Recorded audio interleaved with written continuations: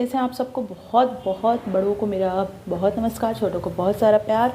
Guys, video start करने के पहले मैं ये बोलना चाहती हूँ कि मैं थोड़ा सा बाहर हूँ, इसलिए मेरे पास नहीं माइक है, ना कैमरा है, नहीं कुछ नहीं है। तो मैं सिर्फ वीडियो जो है वो मैं अपने मोबाइल से बना रही हूँ। तो अगर थोड़ा सा साउंड में पीछे प्रॉब्लम हो तो प्लीज़ एडजस्ट कर लीजिएगा, क्योंकि थोड़ा सा मेरे पास अभी नहीं है, क्योंकि मैं अभी बाहर हूँ। ओके गाइस, स्टार्ट करते हैं आज के टॉप न्यूज़ के साथ कि न्यूज़ जानना बहुत ज़रूरी है। देखिए, हमें लगता है कि यार ये क्या मतलब, नहीं गाइस, न्यूज़ जानना बहुत ज़रूरी है। आप न्यूज़पेपर पढ़िए, या आपके पास टाइम नहीं है तो शॉर्ट वीडियो देख लीजिए। शॉर्ट वीडियो कहने का मतलब न्यूज़ का नहीं कि ये सारी चीज़ों का, लेकिन न्यूज़ आप मोबाइल में देख लीजिए, कोई भी अच्छा लगे आपको देखना बहुत ज़रूरी है। ओके, स्टार्ट करते हैं। अब भी देख रहे होंगे आंध्र प्रदेश में जिस तरीके से ट्रेन एक्सीडेंट हुआ है, और ये एक्सीडेंट जो है बहुत, आप अभी रिसेंटली कुछ ईयर से आप देख सकते हैं कि कुछ जगह पे ऐसी चीज़ें घटनाएं हुई हैं।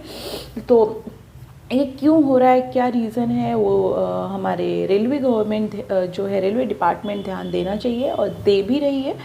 तो इस चीज़ को, तो आंध्र प्रदेश में जिस तरीके से अलमांडा और कात्तेपल्ली खंड जो है, विभाग जो है विजयनगरम में आता है, वहाँ पे दो पैसेंजर ट्रेनों का जिस तरीके से कॉलिजन हुआ, और उसमें अभी तक 13 नागरिकों की मौत हो गई है और 50 तक इंजर्ड हैं। तो ये सारी चीज़ें बहुत दुख की घटना है, और ये चीज़ें हुई है। और सेंट्रल गवर्नमेंट ने जिसकी डेथ हुई है उनको 2-2 लाख रुपया देने की घोषणा की है, जो इंजर्ड है उनको 50,000 देने की घोषणा की है। तो ये है। अगर दूसरी बात, जो भी हेल्पलाइन नंबर है वो मेंशन है, आप जा कर के कहीं पर भी सर्च कीजिए, वो मेंशन है। उस चीज़ को देखना चाहिए। जिसको भी लगे कि हाँ हमें वहाँ पे देना चाहिए, जो लोग वहाँ पे हैं, तो आप ऑलरेडी वो दिया हुआ है, ठीक है। उसके बाद ये साउथ का ही न्यूज़ है। केरला में जिस तरीके से बम ब्लास्ट हुआ, वो देखने में हैरान करता है कि इसके पीछे क्या क्या रीज़न हो सकते हैं। जिस तरीके से केरला में कुछ सालों में जिस तरीके से न्यूज़ आती है कि वहाँ पे इसका हाथ है, उसका हाथ है, वहाँ पे बहुत सारी चीज़ें चेंज हो रही है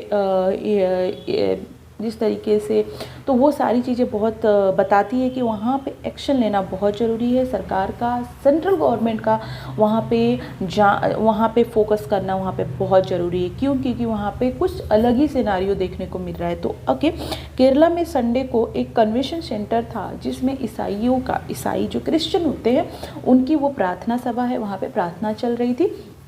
थोड़ा जो ईसाई होते हैं उनसे थोड़ा सा ये अलग होते हैं। वो कौन से समूह हैं वो मैं आपको बताऊंगी, लेकिन आप ये जो न्यूज़ है वो आप देख लीजिए। तो कन्वेंशन सेंटर, वहाँ पे ईसाइयों की प्रार्थना चल रही थी, बाइबल की, वहाँ पे जो बाइबल्स बुक है उसके में जो नाट्य और ये सारी चीज़ें होती वो चल रही थी, उनकी वो प्रार्थना सभा थी। अच्छे से वो लोग कर रहे थे, तभी वहाँ पे बम ब्लास्ट होता है, और वहाँ पे ऑन द स्पॉट मुझे लगता है कि 3 या 4 लोगों की डेथ होती है, बहुत सारे इंजर्ड होते हैं, अफरा तफरी मच जाती है। उसी में एक डेमियन मार्टिन नाम का एक शख्स आता है, वो बोलता है कि इसकी जिम्मेदारी मैं लेता हूँ क्योंकि मैंने की है।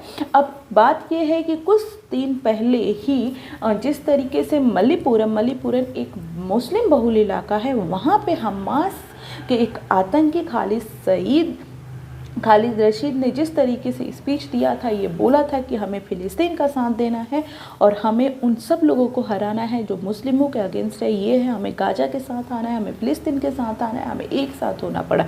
ये कुछ दिन पहले हमास का एक आतंकी ने मलीपुरम में मुस्लिम बहुल इलाके में स्पीच दी थी, और कोई कुछ दिन बाद जिस तरीके से धमाका होता है, तो कुछ न्यूज़ रिपोर्टरों के अनुसार इसे लिंक करके देखा जा रहा है, लेकिन इसकी जाँच पड़ताल होगी, वो आगे पता चल जाएगा।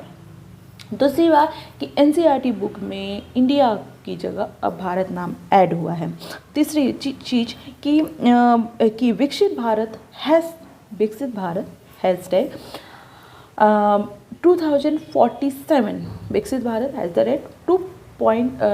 #2047 मतलब, कहने का मतलब ये इसलिए दिया है कि सरकार की तरफ से आया है कि 2047 तक हमें 30 ट्रिलियन डॉलर का ग्रोथ करना है, हमें जीडीपी को आगे बढ़ाना है। ये एक डेवलपमेंट के लिए ये चीज़ें बताई गई है। तीसरी बात कि जिस तरीके से राजस्थान में इलेक्शन चल रहा है, उसी बीच आपकी सरकार ने 19 और उम्मीदवारों को रखने की घोषणा की है। तीसरी बात, अगर आप दिल्ली और नोएडा और गुरुग्राम में रहते होंगे तो प्लीज़ सतर्क हो जाएं।